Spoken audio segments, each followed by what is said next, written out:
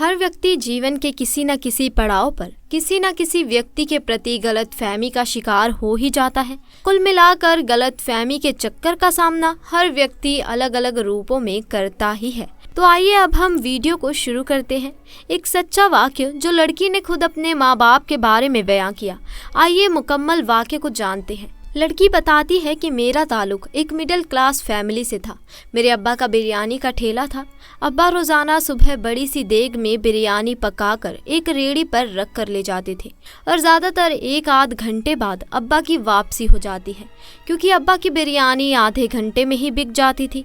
क्योंकि ये बिरयानी बहुत मशहूर थी और इसके जायके की धूम दूर दूर तक थी। मैंने शुरू से ही अब्बा का ये मामूल देखा हुआ था कि वो सुबह सुबह एक देग में बिरयानी पकाते और फिर उसे रेहड़ी पर रख कर ले जाते। मैंने कभी इस चीज़ पर गौर नहीं किया था, क्योंकि ये सब कुछ मैं बचपन से देख रही थी। एक दिन जब मैं कॉलेज से घर वापस गई तो घर में खाना नहीं पका था।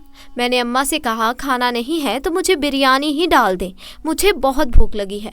और उस दिन मैंने सोचा कि मैंने आज तक अब्बा के देग की बिरयानी तो खाई नहीं, क्योंकि जब भी मैं बिरयानी को कहती अब्बा घर में खुद बना कर देते और वाकई वो बहुत मज़े की होती। मैंने कभी गौर ही नहीं किया कि जो देग अब्बा बेचने के लिए बनाकर लेकर जाते हैं उससे कभी भी हमारे घर में बिरयानी नहीं खाई गई। मुझे इसकी वजह का इल्म तो नहीं था, लेकिन जब अम्मा ने मना किया कि वो बिरयानी तुम नहीं खा सकती, मैं तुम्हें कुछ और बना देती हूँ, तो मुझे बड़ी हैरत हुई कि वो बिरयानी जो पूरा शहर खाता है वो मैं क्यों नहीं खा सकती, या वो हमारे घर में क्यों नहीं खाई जा सकती। यही सवाल जब मैंने अम्मा से किया तो माँ ने मुझे डांट कर चुप करवा दिया। मुझे डांटते हुए कहा कि वो तो ठंडी हो गई है, बासी हो गई है, तुम रहने दो, मैं तुम्हें कुछ ताज़ा बना कर देती हूँ। उस वक्त तो मैं खामोश हो गई, लेकिन अब मुझे तेजसूस होने लगा कि बिरयानी में ऐसा क्या है जो घर में नहीं खाई जा सकती। क्या मेरे माँ बाप मुझसे कुछ छिपा रहे हैं? क्या कुछ ऐसा है जो कि मुझे मालूम नहीं? इस तरह के बहुत से सवाल मुझे तंग करने लगे और मैं उनके जवाब हासिल करने का फैसला कर लेती हूँ। इसके बाद से मैंने अब्बा पर नज़र रखना शुरू कर दी, लेकिन हमेशा मेरे जागने से पहले अब्बा देग पका चुके होते, या जिस दिन दोपहर को उन्होंने जाना होता तो मेरे कॉलेज जाने के बाद पकाना शुरू करते। और मुझे भी समझ ना आया कि इस बिरयानी में ऐसा क्या होता है, क्योंकि मेरे सामने वो देग पकाई ही नहीं गई थी। एक दिन अब्बा ने दोपहर में बिरयानी लेकर जानी थी। मेरे कॉलेज जाने के बाद अब्बा ने बिरयानी पकाई और हमेशा की तरह रेहड़ी पर उसे रख कर ले गए। उसी दिन मुझे कॉलेज से जल्दी छुट्टी हो गई, तो मैंने जल्दी से अपने दोस्त का बुर्खा पहन लिया और अब्बा की रेहड़ी के पास जाकर खड़ी हो गई। मैं देखना चाहती थी कि इस बिरयानी में ऐसा क्या है जो कि मुझसे छुपाया जा रहा है। अब्बा की रेहड़ी के पास बहुत ज़्यादा भीड़ थी, लोग लाइन लगा कर बिरयानी ले रहे थे। इतने में मैंने देखा कि एक खूबसूरत औरत आई और उसने जाकर अब्बा से कुछ कहा और अब्बा ने खामोशी से एक शॉपर में बिरयानी डालकर उसे पकड़ा दी और वो औरत पैसे दिए बगैर चली गई। मुझे बड़ी हैरत हुई कि ये कौन औरत थी और अब्बा ने इससे पैसे भी नहीं लिए। आखिर इसके पीछे क्या राज है? अब तो मुझे उस औरत का राज भी मालूम करना था। मैं अभी यही सोच रही थी कि एक और औरत आई और अब्बा ने उसे भी बिरयानी डालकर शॉपर पकड़ा दिया और उससे भी पैसे नहीं लिए। मुझे लगा कि जो भी खूबसूरत औरत आती है अब्बा उसे मुफ्त में बिरयानी देते हैं। मुझे अब अपने अब्बा पर शदीद गुस्सा आया कि घर में जवान बेटी है और ये बाहर खूबसूरत औरतों को देखकर उन्हें मुफ्त बिरयानी खिला रहे हैं, और बिरयानी भी ऐसी जिसका घर की औरतों को खाने नहीं दिया जाता। ये सब क्या था? क्या वाकई ही मेरा बाप एक बुरे किरदार का इंसान था, या फिर ये बिरयानी कुछ खास थी जिसमें कुछ मिलाया गया था? क्या मेरी अम्मा भी इन सब में शामिल थी? मेरे अंदर का तेज सूझ जाग गया और मुझे अब इन सब चीज़ों के बारे में मालूम करना था।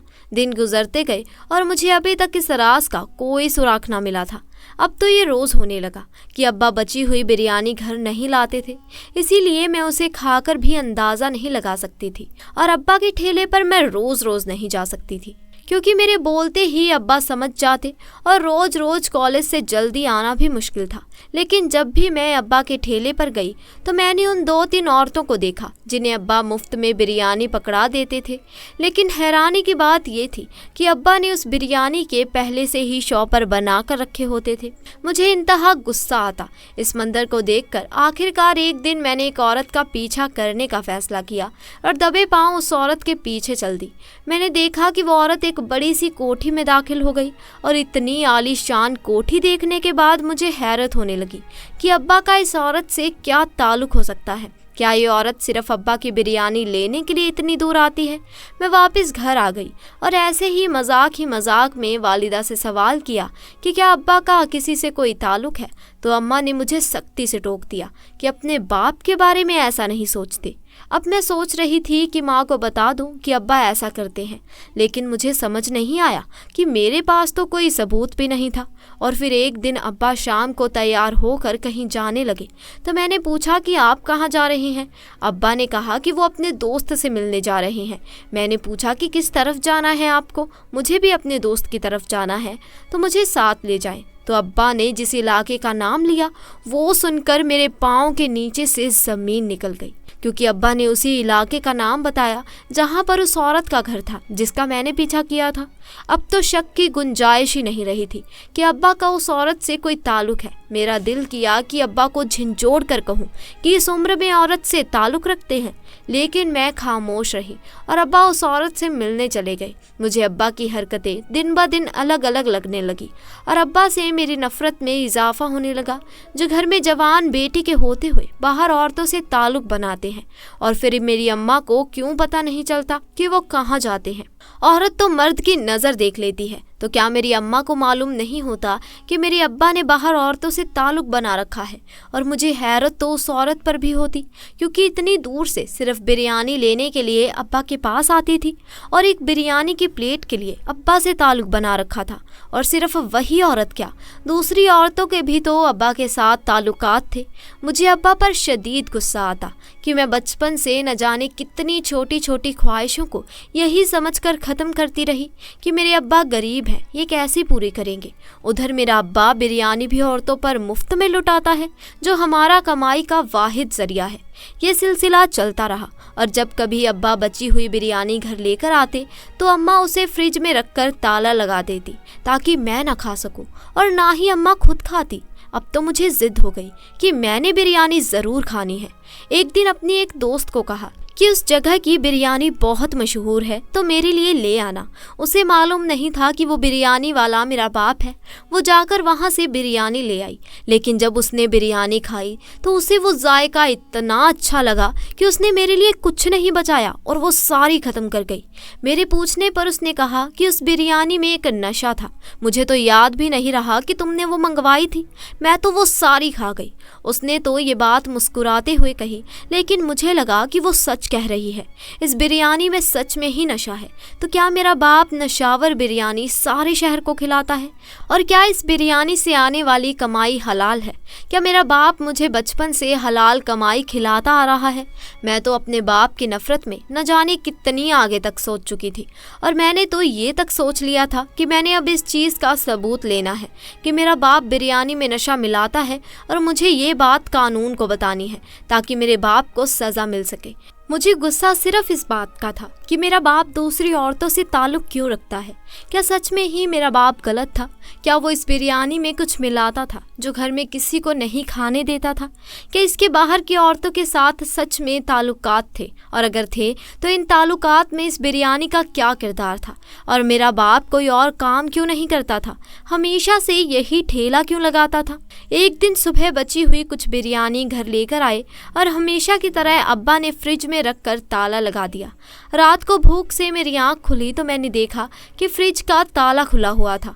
मैंने फ़ौरन से बिरयानी प्लेट में निकाली और गर्म करके खाने लगी। सच बात यह है कि वो बिरयानी बहुत ही मज़े की थी और मुझे मालूम भी ना हुआ कि कब मैं पूरी प्लेट खाली कर गई। खाना खाने के बाद मैं उठी ही थी कि मुझे चक्कर आने लगे और किचन के दरवाजे तक पहुंचते पहुंचते मैं गिर गई और बेहोश हो गई। जब दोबारा मेरी आँख खुली तो मैं अस्पताल में थी और अम्मा मेरे पास थी। मैंने अम्मा से पूछा कि मुझे क्या हुआ है, तो अम्मा ने कहा कि तुम किचन के दरवाजे में बेहोश पड़ी थी और हम तुम्हें अस्पताल ले आए हैं। मैंने कहा कि डॉक्टर ने क्या कहा है, मुझे क्या हुआ है?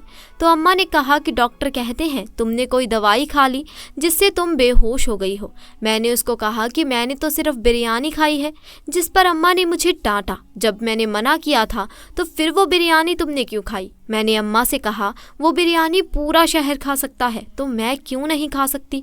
और अगर वो दवाई बिरयानी में थी तो इसका मतलब है कि अब्बा पूरे शहर को बिरयानी दवाई वाली खिला रहे हैं।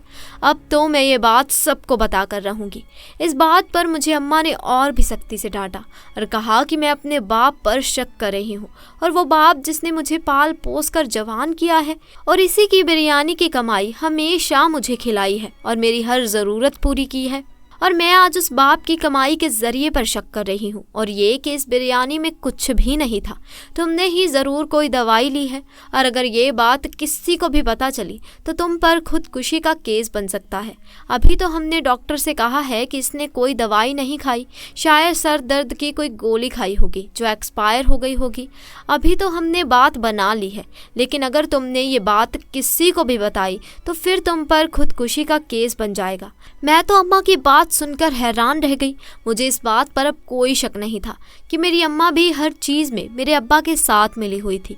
मुझे अपने अब्बा के साथ साथ अपनी अम्मा से भी नफरत होने लगी, लेकिन मैं अम्मी की धमकी से डर गई थी कि अगर मैंने किसी को कुछ बताया तो मुझ पर ही कोई केस बन जाएगा। कुछ दिनों बाद मैं मुकम्मल तौर पर ठीक हो गई, लेकिन अपनी अम्मा और बाप की तरफ से मेरे दिल में नफरत आ गई थी और मैं चाहती थी कि अब तो इस बिरयानी का राज मालूम करके ही रहूँगी। मैंने छिपकर अपने अम्मी और अब्बा को देखना शुरू कर दिया।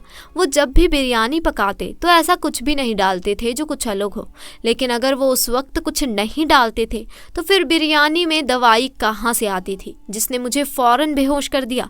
और सबसे बड़ी हैरत की बात यह है कि मैं तो बिरयानी खाते ही बेहोश हो गई, तो क्या बाकी लोगों को कुछ नहीं होता? और अगर लोगों को कुछ नहीं होता तो वो रोज़ाना बिरयानी क्यों लेने आते हैं? ऐसे बहुत से सवालात थे जिनके जवाब मुझे नहीं मिल रहे थे। मैंने आखिरकार उस औरत से मिलने का फ़ैसला कर लिया क्योंकि उसका घर मैंने देखा था। एक दिन मैं अपने दोस्त के घर का बहाना करके उस औरत के घर चली गई। बैल देने पर एक मुलाजिम ने दरवाज़ा खोला। मुझे तो ये भी मालूम नहीं था कि उस औरत का नाम क्या है, इसीलिए मैंने कहा कि मुझे इस घर की मालकिन से मिलना है। मुलाजिम ने मुझे एक कमरे में बिठा दिया और मालकिन को बुलाने चला गया। अब मुझे घबराहट होने लगी कि अगर उस औरत ने मुझे पूछ लिया कि तुम कौन हो और उससे अगर ये बात ना मानी कि वो उसकी बिरयानी लेकर आती है तो क्या होगा। मैं अभी यही सोच रही थी कि एक मॉडर्न सी औरत कमरे में दाखिल हुई और मुझसे हैरत से सवाल करने लगी कि मैं कौन हूँ और उससे मिलना चाहती हूँ। मैं तो उस औरत को देखकर हैरान थी कि वो औरत तो वो नहीं थी जो अब्बा से बिरयानी लेकर आती है, ये तो कोई और ही औरत थी। अब मुझे समझ नहीं आ रहा था कि मैं इस औरत को क्या कहूँ, क्योंकि मैंने उस औरत को इसी घर में दाखिल होते हुए देखा था और इस बात पर मुझे कोई शक नहीं था, ये तो कोई और थी और इसको क्यों बोलूँ। मैंने उसे सच बताने का फैसला कर लिया। मैंने उसे कहा कि मैंने इस घर में एक औरत को दाखिल होते हुए देखा है जो कि बिरयानी लेकर आ रही थी, मुझे उस औरत से मिलना है। उस औरत ने कहा कि वो तो हमारी मुलाजिमा है। मैंने कहा कि मुझे उससे मिलना है। उसने मुझसे कोई और सवाल नहीं किया और ना ही मैंने कोई जवाब दिया। अब तो मुझे यकीन हो गया कि मेरे बाबा का उस औरत के साथ कोई ताल्लुक ज़रूर होगा, क्योंकि वो औरत भी एक मुलाजिमा थी। वाकई इतनी बड़ी कोठी की मालकिन मेरे बाप के साथ कोई ताल्लुक नहीं रख सकती। मेरी दरख्वास्त करने पर उस मुलाजिम ने मुझे उस औरत से मिलने की इजाज़त दे दी। मैं राज जानने के सिर्फ एक कदम दूर थी और धड़कन बहुत तेज़ हो रही थी। आज मैं अपने बाप का राज जान लूँगी और अपने बाप के हाथ की पकाई हुई इस बिरयानी का भी राज जान लूँगी। मैं खामोशी से उसका इंतज़ार करने लगी। वो औरत कमरे में आई तो मैंने उससे सवाल किया कि वो रोज़ाना बिरयानी क्यों लेकर आती है। वो हैरत से मुझसे पूछने लगी कि मुझे इस बात से क्या लेना देना है, मैं बिरयानी लेकर आऊं या ना लेकर आऊं। तो मैंने उसको बताया कि मैं इस बिरयानी वाले ठेले के मालिक की बेटी हूं और उस बिरयानी का राज जानना चाहती हूं जो रोज़ाना तुम लेकर आती हो। तो उसने खामोशी से मेरी मुकम्मल बात सुनी और मुझे अपने पीछे आने के लिए कहा।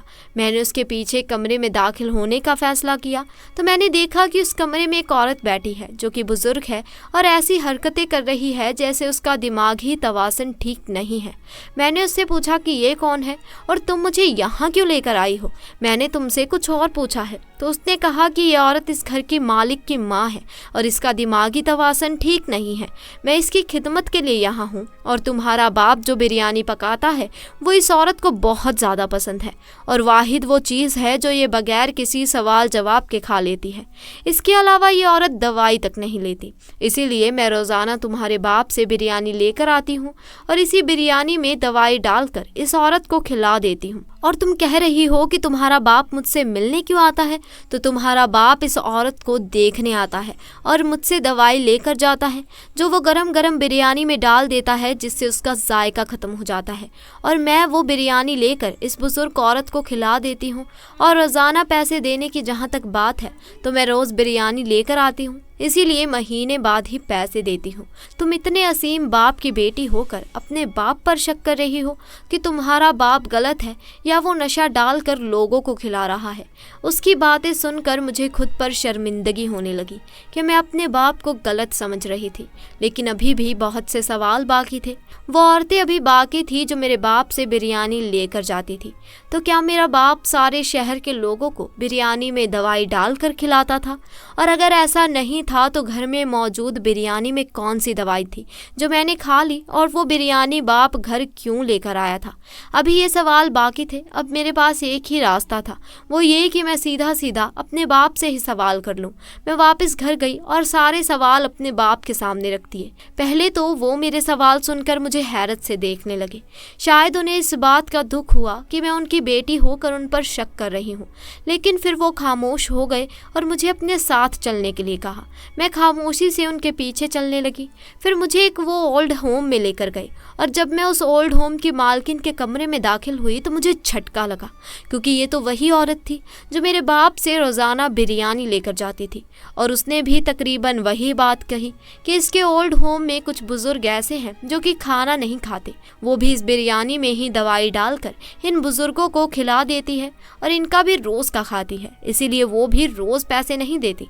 अब तो मुझे अपनी सोच पर शर्मिंदगी होने लगी। मैंने फ़ौरन अपने बाप से माफ़ी मांगी, लेकिन एक सवाल अभी बाकी था कि घर में मौजूद बिरयानी मुझे क्यों नहीं खाने दी जाती थी, और इस बिरयानी में दवाई कहाँ से आई? और इस सवाल का जवाब भी मुझे अपने बाप से ही मिल गया, क्योंकि बिरयानी इतनी मशहूर है कि वो कभी बची ही नहीं। वो बिरयानी वो जो घर लेकर आते थे, कभी कभी वो बिरयानी ओल्ड होम वाली होती थी जो ये औरतें नहीं लेकर जाती थी। और इस बिरयानी में क्योंकि दवाई मिक्स होती थी, इसीलिए दूसरे दिन इस बंदे को दे दी जाती थी जिसके लिए बनाई जाती थी। वो बिरयानी जो मैंने उस रात गलती से खा ली थी, उस कोठी वाली औरत के लिए बनाई गई थी। अब तो मुझे समझ नहीं आ रहा था कि मैं अपने बाप से माफ़ी कैसे मांगूं।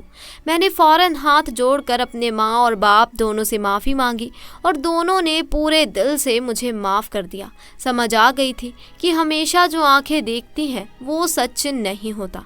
दोस्तों, जब हम किसी बात को स्पष्टता के साथ किसी के सामने नहीं रख पाते, तब वो आधी बात में से ही अपने अनुरूप पूरा अर्थ निकालने का प्रयास करता है। अधूरी बात का यही पूरा अर्थ गलतफहमी का कारण बन जाता है। निकट संबंधों में ये अपेक्षा तो होती है कि सामने वाला हमारी बातों को कहने से पहले ही समझ जाता है, लेकिन ये सही नहीं है।